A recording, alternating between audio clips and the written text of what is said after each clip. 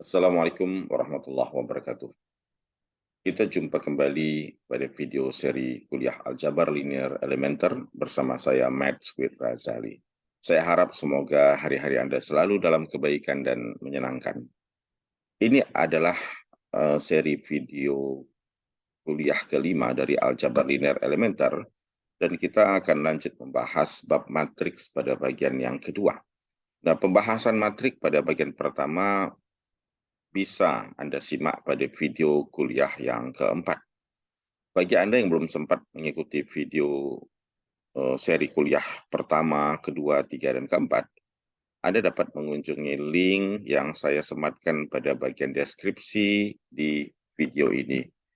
Kita mulai pembahasan sekarang, yaitu matriks, yaitu bagian yang kedua. Mari kita mulai sekarang.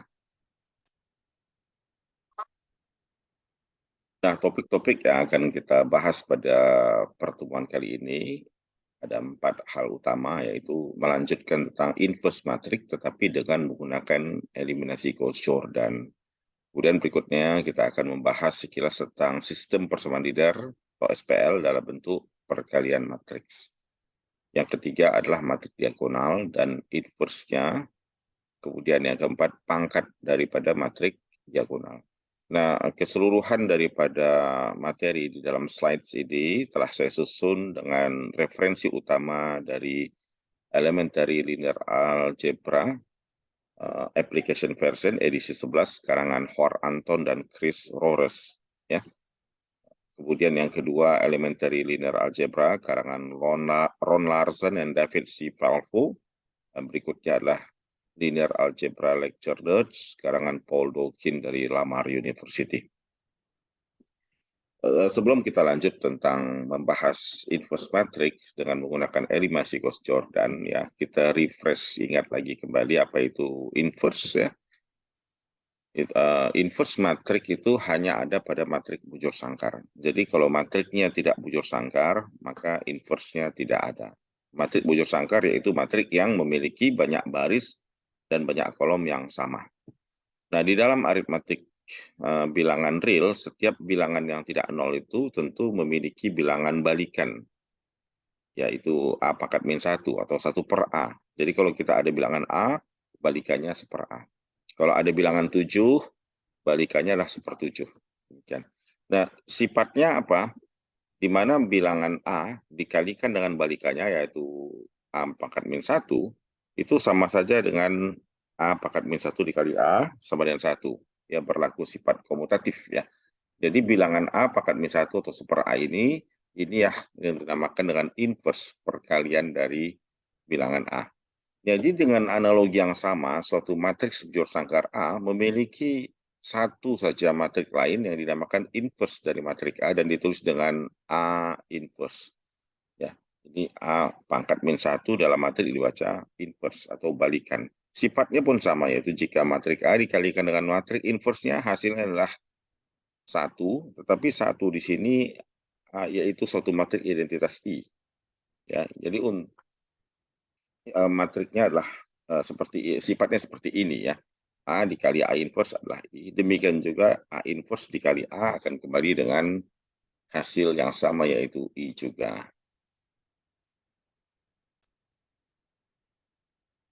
Nah, pada video keempat yang lalu, ya kita telah mendiskusikan bagaimana kita menghitung inverse dari matriks berukuran 2 kali 2, 2 baris 2 kolom, dan kita nyaman menghitungnya disebabkan karena ada rumus yang memudahkan kita untuk mendapatkan inverse tersebut.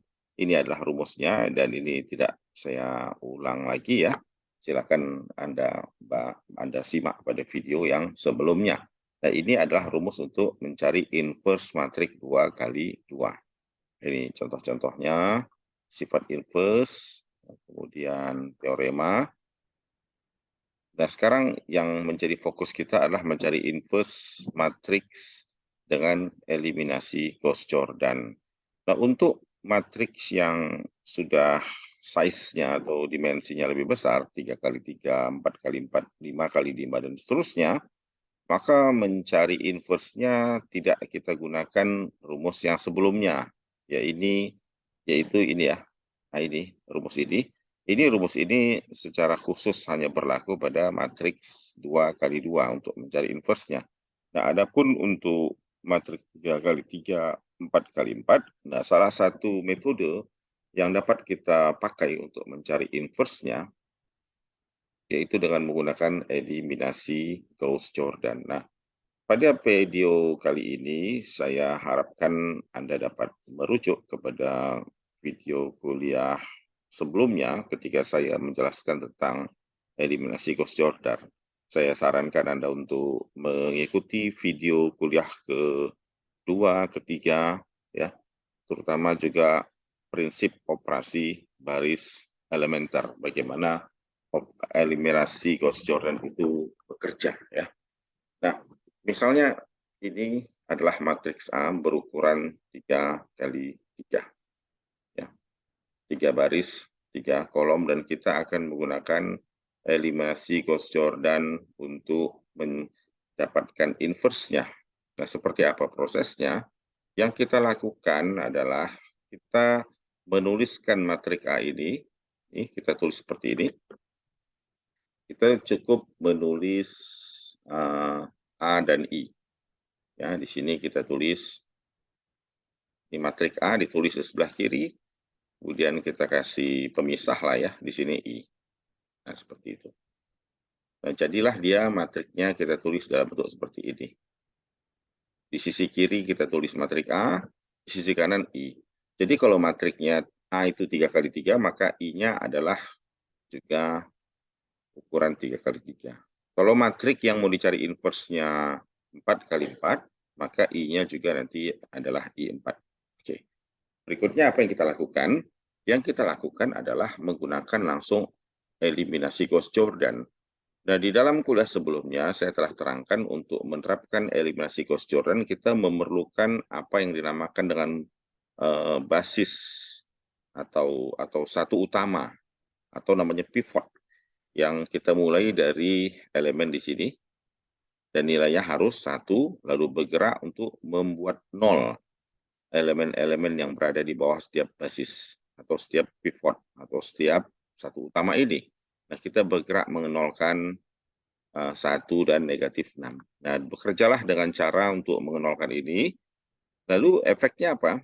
Ini bekerja pada keseluruhan di baris pertama ini ketika kita nolkan, ketika kita tetapkan satu utama dan mengenolkan semua elemen yang berada di bawah satu utama, ini bekerja pada seluruh baris, meliputi juga matriks identitas yang ada di sebelah kanan.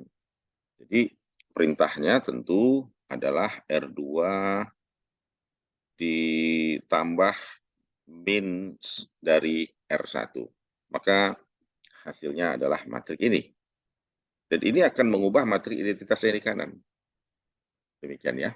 Lalu kita mengenolkan lagi -6. Kita nolkan dengan menggunakan satu utama ini. Perintahnya dengan menggunakan operasi baris elementer atau eliminasi Gauss-Jordan kita buat R3 ditambah 6 R1. Maka dengan menggunakan basis ini di bawahnya sudah semuanya 0. Ini sudah 0 ya. Nah, konsekuensinya juga ini ikut. Jadi matriks identitas I ini telah berubah tidak lagi menjadi matriks identitas. Jadi tidak lagi matriks I ya. Yang mulanya matriks I tidak lagi matriks I. Ini mula-mulanya A ya, terus turun ke bawah. Nah, ini sudah 0.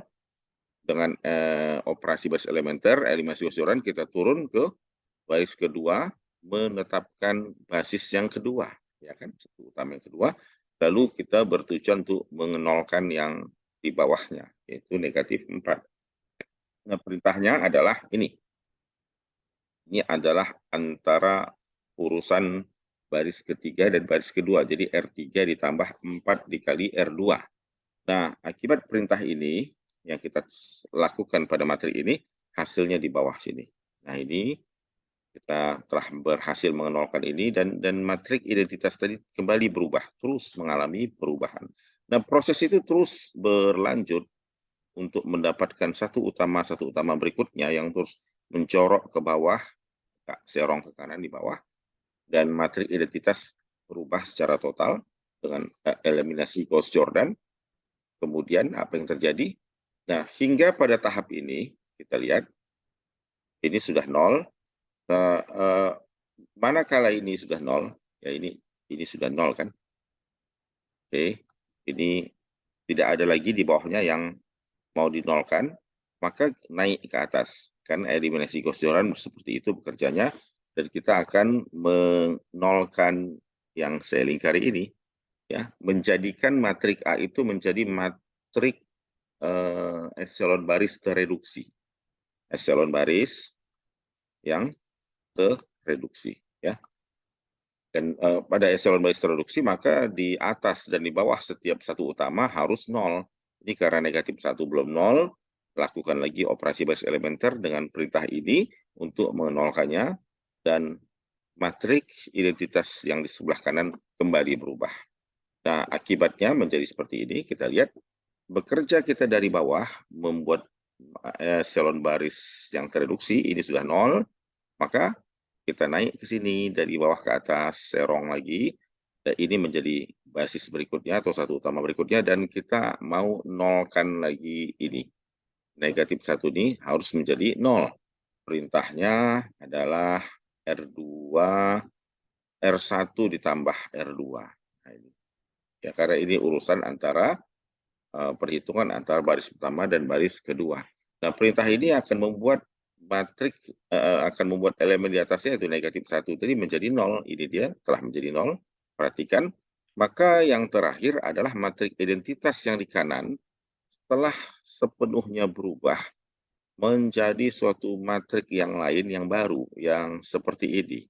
Nah, kita perhatikan. Jadi matrik A berubah menjadi matrik identitas, dan matrik identitas berubah menjadi suatu matrik lain.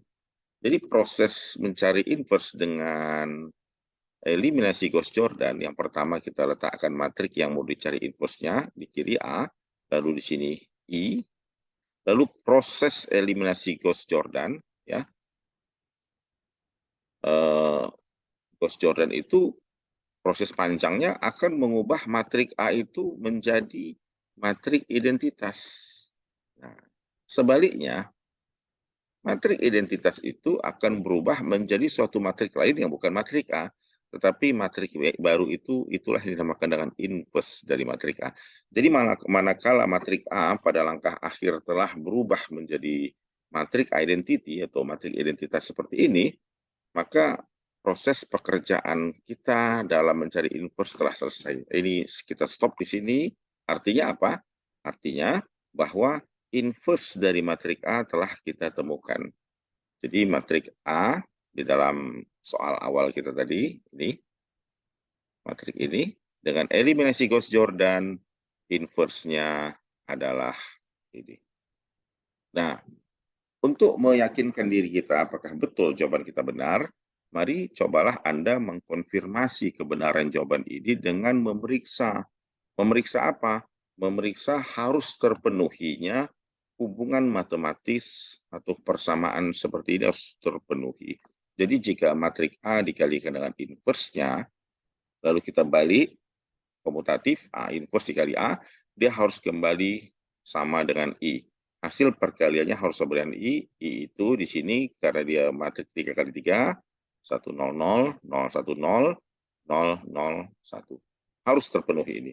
Manakala ini persamaan tidak terpenuhi, maka tentu jawaban tidak benar. Artinya matrik yang kita peroleh bukanlah inverse dari matrik A. Nah, demikian cara kita mencari inverse dengan menggunakan eliminasi Gauss Jordan.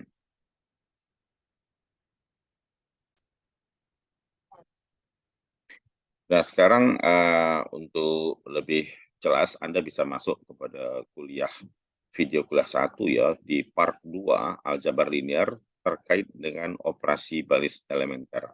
Ya, ini nanti bisa Anda simak ya, karangan Anda ingin Larsen. Tentunya langkah awal ya, jadi 0 ya, maka ini 4 menjadi 0. Fort, ya. Jadi yang menjadi kunci utama dalam memahami materi ini yaitu Anda harus kembali mereview atau mengingat tentang prinsip operasi baris elementer. Ya. Dan dilanjutkan kepada eliminasi Gauss-Jordan. Nah, sebagai suatu latihan, ini saya berikan suatu matriks A, 3x3 juga. Cobalah Anda lakukan eliminasi Gauss-Jordan untuk memperoleh inverse dari matriks. Jadi ini ada satu petunjuk, hints yang saya sampaikan. Bila proses eliminasi Gauss-Jordan tidak bisa mengubah matrik A menjadi seperti ini, jadi matrik A jadi identitas dan matrik I menjadi suatu matrik, ya. Artinya matrik A ini dengan suatu eliminasi Gauss-Jordan tidak bisa berubah menjadi identitas, maka kita akan katakan bahwa matrik ini tidak memiliki inverse. Karena tidak semua matrik memiliki inverse. Ya, tidak semua matrik bujur sangkar pasti memiliki inverse. Kadang ada juga tidak memiliki inverse. Nah, jadi perlu diingat nanti jika proses eliminasi Gauss-Jordan membawa Anda kepada satu kenyataan bahwa matrik ini yang di sebelah kiri tidak pernah bisa menjadi matrik identitas, maka simpulkan saja bahwa matrik ini tidak memiliki inverse. Nah, demikian ya. Oke, ini ada contoh, ada soal yang kedua. Ini sekarang ada matrik 4x4 ya. 3x3 dan 4x4 untuk Anda coba sebagai bahan latihan ya. Dan berikutnya, kita akan membahas bagaimana menyelesaikan SPL sistem persamaan linear dengan perkalian matriks. Khusus untuk sistem persamaan linear yang bujur sangkar. Ya. Kita tidak cerita di sini SPL yang non bujur sangkar, yaitu yang nanti matriks koefisiennya adalah bujur sangkar ya. Itu bisa kita nyatakan dalam bentuk perkalian matriks ya seperti ini ya. Maka kita bisa menggunakan teorema berikut ini untuk mendapatkan sebuah solusi unik dari SPL tersebut. Apa teoremanya? Teoremanya mengatakan jika A adalah matrik yang invertible, matrik yang bisa dibalik. Bisa dibalik itu artinya punya inverse. Maka sistem linear yang berbentuk A kali X sama dengan B, nih, A di sini adalah matrik koefisien daripada SPL. X itu adalah variabel-variabel ya, matrik vektor yang memuat variabel-variabel X1, X2, X3, dan seterusnya. B adalah hasil daripada SPL. Nah, jadi teorema ini mengatakan jika A adalah matriks invertible, matrik yang bisa dibalik, maka sistem linear AX sama dengan B akan memiliki satu solusi unik yang diberikan oleh persamaan, yaitu X sama dengan A inverse dikali B. Jadi persamaan AX sama dengan B bisa kita rearrange, kita atur ulang sehingga menjadi X sama dengan A inverse dikali B. Nah, ini adalah buktinya saya sampaikan di sini. Jadi karena A adalah matrik yang non-singular, matrik non-singular itu matrik yang punya inverse, invertible atau bisa dibalik. Maka langkah-langkah berikut ini adalah valid. Pertama kita tulis ya AX sama dengan B. Kemudian kita kalikan kedua ruas dengan A inverse. Nih, kalikanlah kedua ruas dengan A inverse. Kita tahu bahwa A inverse dikali A itu apa? Adalah I. Jadi ini berubah menjadi I kali X. Nah, I dikali X sama dengan A inverse B. Kita tahu bahwa suatu matriks apapun jika dikalikan dengan matriks identitas, kita pasti hasilnya akan kembali X juga. Sama seperti I itu seperti angka 1 pada perkalian ya. 1 kali 7 ya 7 juga. Jadi kalau I kali X ya X lagi. Maka X sama dengan A inverse dikali B. Nah, solusi ini unik karena bila X1 dan X2 adalah dua solusi, ya, kita dapat menerapkan hukum pencoretan pada A X1 sama dengan B, kemudian A X2 untuk menyimpulkan bahwa X1 itu sama dengan X2. Nah, demikian. Nah, untuk memperjelas masalah ini, kita perhatikan contoh berikut ini. Ini ada sistem persamaan linear dalam variabel X, Y, Z. Ya.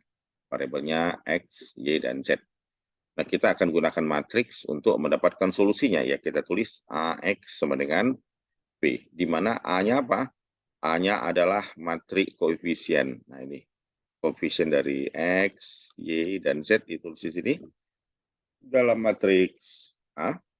Kemudian yang X itu adalah matriks yang memuat variabel-variabel dari SPL, yaitu X, Y, Z.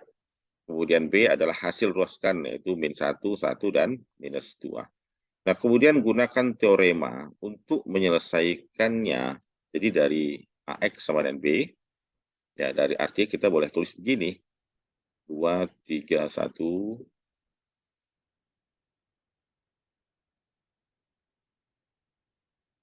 ya dikalikan dengan X, Y, Z. Ini matrik asalnya sama dengan min 1, 1, dan minus 2. Nah, seperti ini. Nah, dari sini, ya dari ini, kita dapat tulis dengan menggunakan teorema bahwa X sama dengan A inverse dikali B.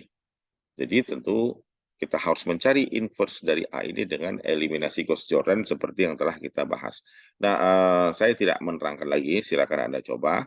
Jadi tadi karena A-nya, matrik A-nya adalah ini, nih, 2, 3, 1, 3, 3, 1, 2, 4, 1, berapa inverse-nya? Coba Anda lakukan dengan eliminasi Gauss-Jordan. Dan proses eliminasi Gauss-Jordan dengan memanfaatkan operasi basis elementer, kita peroleh inverse-nya ini.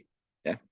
Nah, lalu kemudian dengan teorema bahwa X sebenarnya A inverse dikali B, maka X adalah matriks yang hasilnya perkalian antara inverse ini dengan B. Jadi, nah ingat lagi bagaimana mengalihkan matriks, itu kaidahnya apa? Baris dikali kolom ya. Baris pertama dikali kolom, hasilnya ini.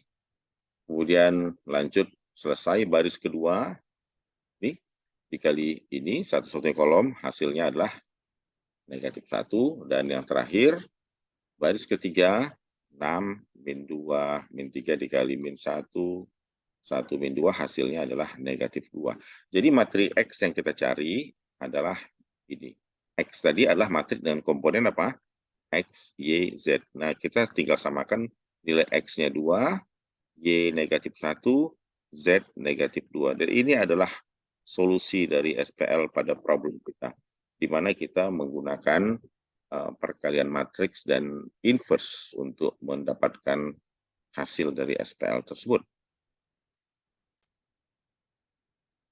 Nah, selanjutnya di sini saya berikan 2 soal saja, yaitu soal 1, 2, A dan B. Kemudian soal 2-nya ini ada 3 ya. Dapat Anda coba ya untuk mencari jawaban dari SPL ini dengan menggunakan teorema inverse, yaitu dengan menyatakannya dalam bentuk perkalian matriks. Ini jelas semua adalah matrik 3 kali 3 ya, koefisiennya. Bujur sangkar, ini juga bujur sangkar. Ya. SPL bujur sangkar, karena jumlah barisnya di sini ada 5, kolomnya ada 5. Jadi ini SPL bujur sangkar semua, jadi ini memungkinkan kita untuk mencoba teorema tersebut. Nah, demikian. Selanjutnya, kita coba mendiskusikan matrik diagonal dan inverse-nya. Matrik diagonal itu apa? Matrik diagonal adalah matrik bujur sangkar. Ingat ya. Asal dikatakan matrik itu diagonal, ya, suatu matrik diagonal, itu pasti matriknya adalah matrik bujur sangkar. Yang semua elemen-elemen selain dari diagonal utama bernilai 0. Jadi diagonal utamanya ini. Ini kita lihat contoh matriks 2 kali 2. Bujur sangkar yang 2 kali 2. Diagonal utamanya yang saya highlight warna hijau. Oke, kita lihat selain diagonal utama semuanya 0. Ini adalah matrik diagonal. Nah, ini secara khusus adalah matrik diagonal, yaitu matrik identitas. Karena diagonal utamanya semua bernilai 1. Ini juga matrik diagonal.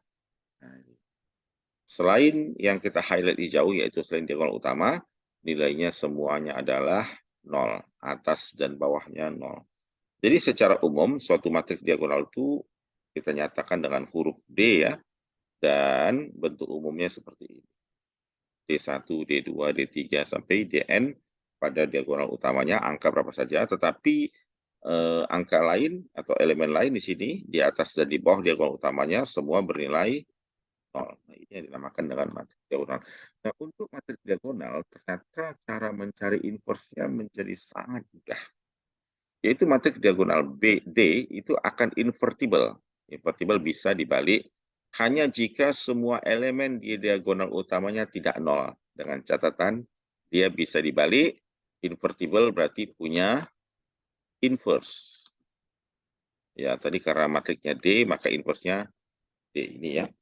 Itu dengan catatan jika semua elemen pada diagonal utamanya itu tidak nol.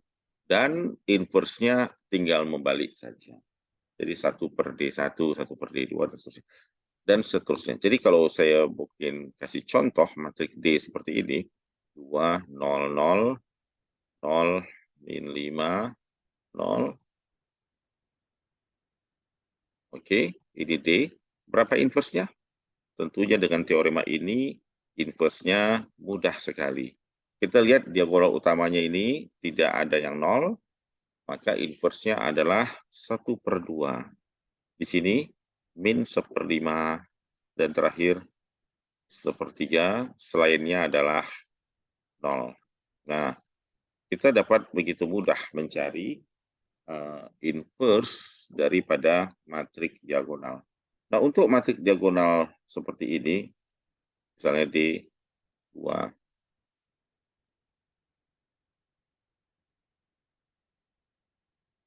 nah, apakah matrik diagonal ini invertible, dapat dibalik? Jawabannya tidak. Kenapa? Karena ada satu komponen atau elemen pada diagonal utamanya yang bernilai 0. Di sini 0, maka dia tidak invertible. Ya. Artinya matrik ini tidak punya inverse. Matrik yang tidak punya inverse dikatakan apa? Matriknya adalah singular. Demikian ya. Semudah itu. Nah, berikutnya adalah pangkat dari matrik diagonal. Jadi kalau ada suatu matrik diagonal, untuk memangkatkannya kita tinggal pangkatkan saja elemen-elemen yang berada pada diagonal utamanya. Jadi misalnya begini, kita punya matrik D, 2, 0, 0.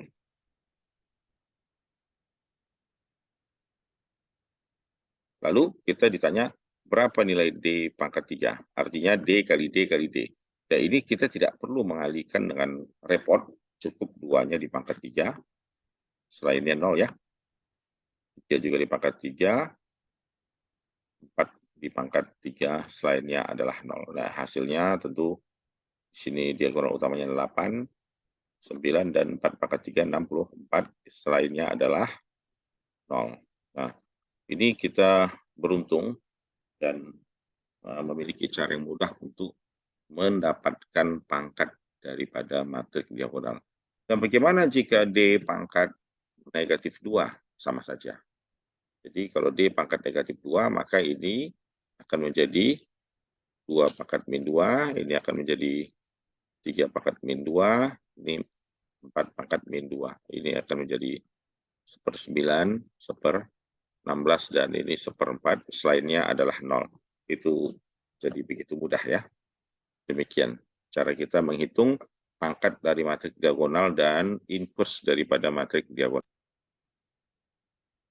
Nah, sebagai penutup daripada kuliah kita yang kelima ini, saya berikan contoh di sini. Jika kita memiliki matrik A, ini ada matrik A, dan tampaknya matrik A adalah matrik diagonal ya kan, karena selainnya 0, maka berapa nilai A pangkat min 1? Pangkat min 1 berarti inverse ya.